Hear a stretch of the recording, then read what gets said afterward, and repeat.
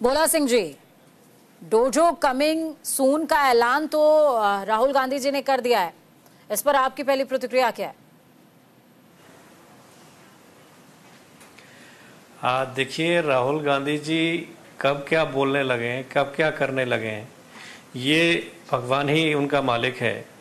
क्योंकि जो उनके बयान होते हैं, जो उनकी बातें होती हैं, वो सर से ऊपर जाने वाली होती हैं। देखिए, अब ये डोजो आर्ट्स की बात कर रहे हैं। पूरी दुनिया 21 जून को माननीय प्रधानमंत्री जी के आह्वान पे योग दिवस मनाती है।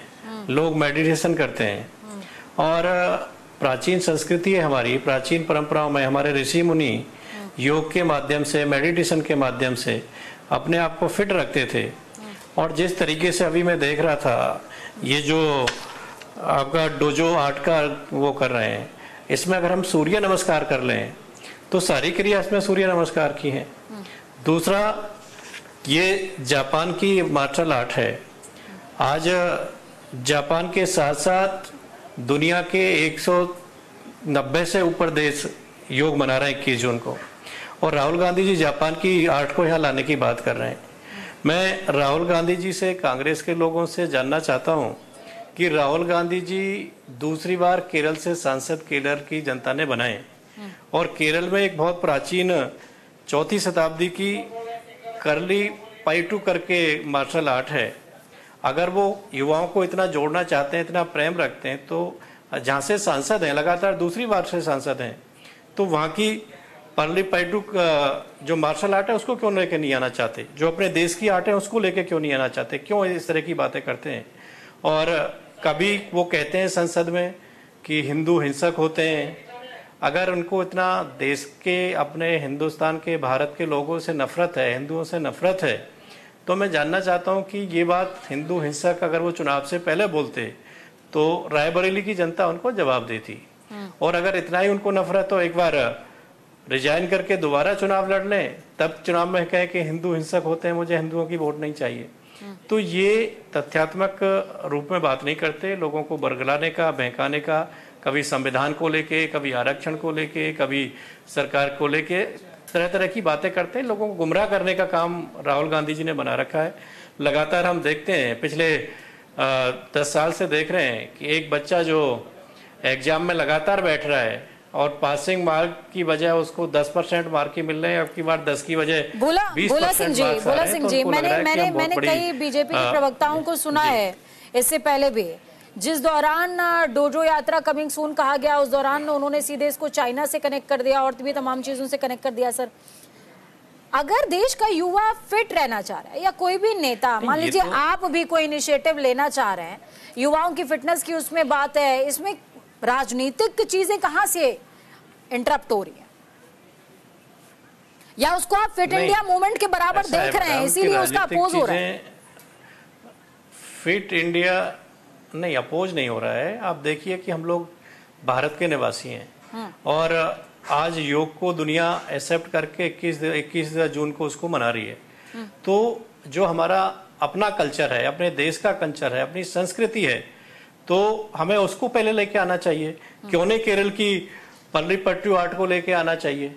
क्यों जो को लेके आना चाहिए? मैं तो जानना चाहता हूँ कांग्रेस वालों से कि अगर अपने देश में है, जहां से वो सांसद है, मैं ऐसा नहीं कर रहा कि केरल में तो ना हमारी पार्टी की सरकार है, ना हमारे कोई सांसद वहां से है, तो राहुल गांधी जी वहां से शुरुआत क्यों नहीं करना चाहते?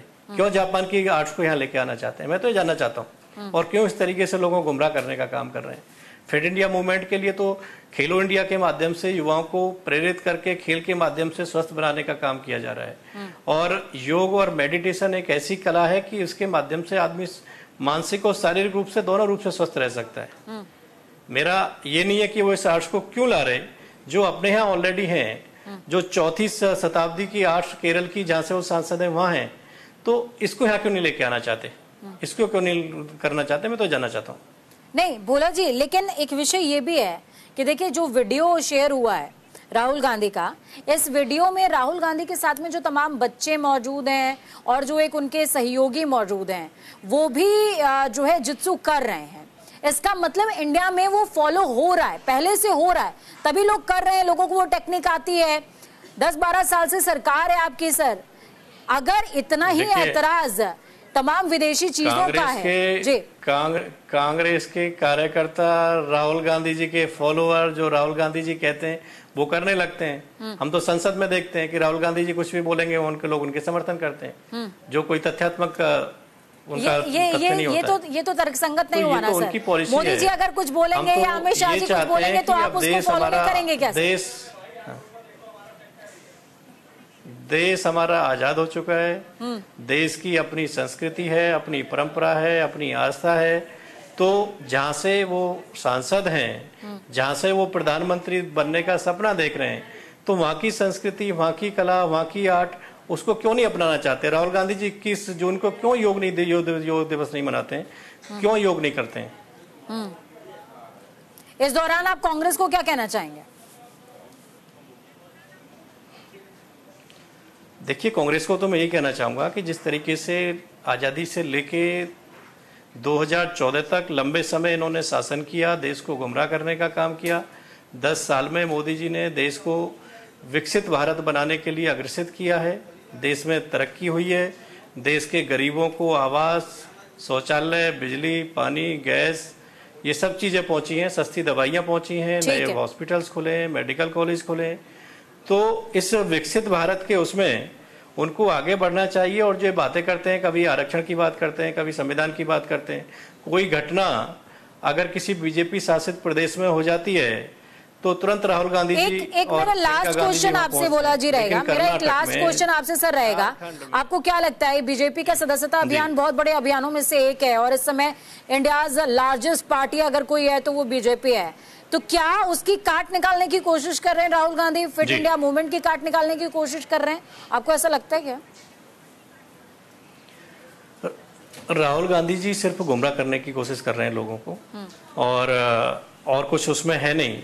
ये चाहते हैं कि किस तरीके से इस तरीके की चीजें करके लाइमलाइट में बने रहें, हाईलाइट होते रहें। इसका कोई तथ्य नहीं है।